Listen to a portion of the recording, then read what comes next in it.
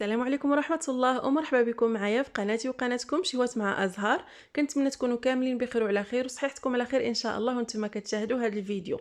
وعباشركم مبروكات دخل عليكم الصحيحة والسلامة والهنا والرزيق وكاع داكشي اللي كتمنوا إن شاء الله. غادي نشارك معكم اليوم سلو أو السفوف الرمضاني.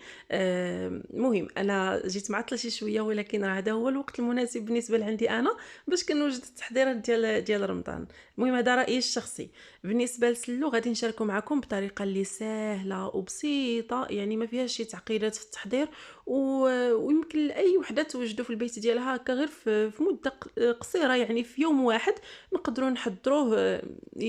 يعني بسرعه ما غاديش ياخذ معنا شي وقت طويل في التحضير ديالو. غادي نشارك معكم التفاصيل ديال التحضير وان شاء الله تجربوه ويعجبكم حيت راه كيجي معلك وبنين بزاف بزاف.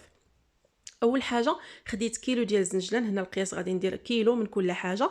خديت كيلو ديال الزنجلان اللي نقيته مزيان مزيان من قبل وغسلته مزيان، ومن بعد استقطرته هكا في واحد الصفايه حتى استقطر من داك الماء مزيان، ومن بعد درته في اللاطه ومباشره دخلته للفرن يتحمر. المهم فاش الا كان الفرن ديال الدوك غادي تشعلوا عليه من الفوق ومن التحت فوق في نفس الوقت. الا كان الفرن ديال الغاز غادي تشعلوا العافيه تكون من التحت والزنجلان لاطه ديال الزنجلان تكون من الفوق. المهم غير كيبدا ينشف صافي كان يبدا يتحمر معنا، كنجبدوا داك اللاطه وكندهنوها بشويه ديال الزيت، يعني كنديروا واحد 2 معالق كبار ديال الزيت النباتيه ونلبسوا داك الزنجلان مزيان بالزيت وندخلوه نرجعوه للفرن يكمل التحمار ديالو على نار مهيله، وبهكا كيجينا مقرمش. واخا كنخلطوه مع المكونات الاخرى ما كيبقى محافظ على القرمشه ديالو وما كيفزكش. بالنسبه للوز هنا انا شللته، يعني ماشي غير مسحته، خديته ودرته في الشبكه ودوزته تحت الروبيني حتى تحيد منه ديك الغبره، ومن بعد مباشره درته في اللاطه ودخلته للفرن كيتحمر. ملي بدا كيتحمر يعني نشف تماما من الماء وبدا كيتحمر، درت له نفس الشيء بحال الزنجلان، درت له 2 معالق كبار ديال الزيت ولبست داك اللوز مزيان بالزيت ورجعته للفرن حتى كمل التحمار ديالو كيجينا مقرمش وبنين. المهم بالنسبه للزرع هنا عندي النافع وحبه حلاوه، هنا غير غادي ندخلهم غير نصهدهم في الفران، ما غاديش يتحمروا، غير نصهدهم باش هكا كيتطحنوا بسهوله فاش ندوزوهم في الميكسور. عندي نفس العبار ديال حبه حلاوه مع نفس العبار ديال النافع. النافع يكون البلدي هو اللي كيطلق الريحه مزيان وكيجي هكا كيجي بنين في سلو. هنا عندي كيلو ديال الدقيق محمر، حمرته في الكوكوط، يعني كناخذوا غير هكا واحد الكميه وكندوزو هكا في الكوكوط على نار مهيله، وكنبقاو كنخلطوا فيها باش ما كيتكورش بزاف وصافي حتى كيتحمر مزيان.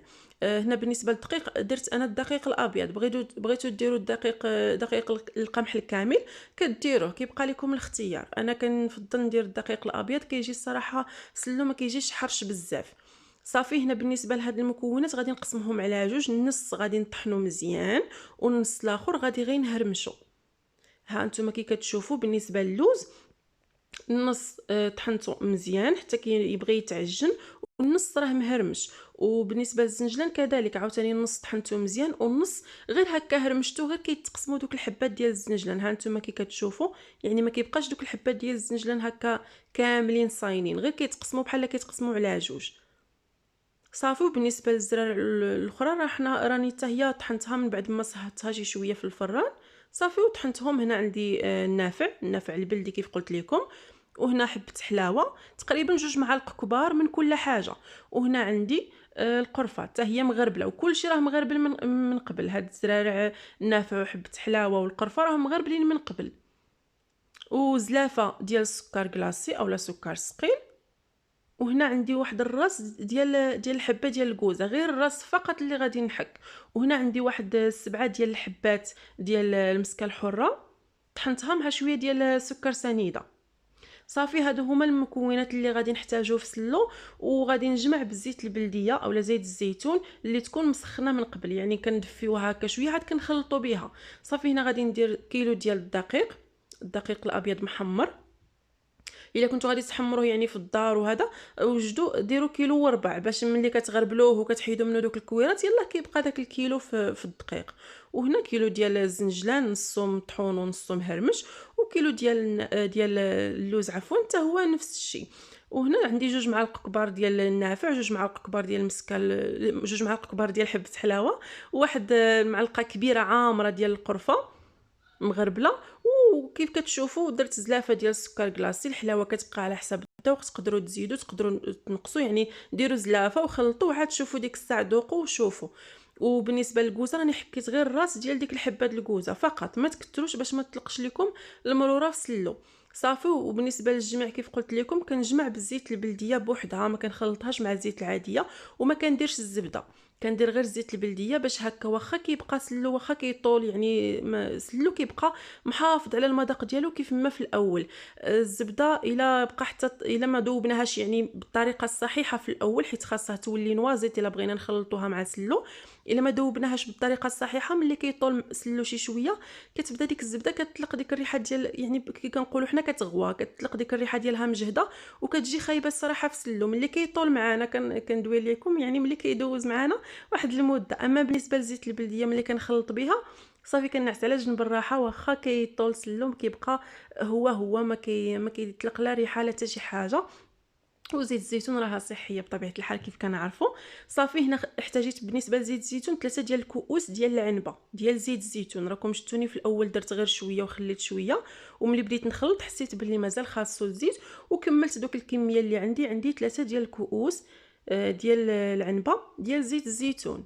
يعني كنسخنوها من قبل ماشي كنغليوها، غير كتدفى صافي وكنبداو كنخلطوا بها وكنمعكم مزيان. انا راني بديت تخلط معاكم وقطعت الفيديو ومشيت هبطت الكس على الارض، والمهم صافي يعني جلسيت هكا على خاطري وبديت كنمعك فيه. خصو ضروري يتمعك مزيان باش كيطلق.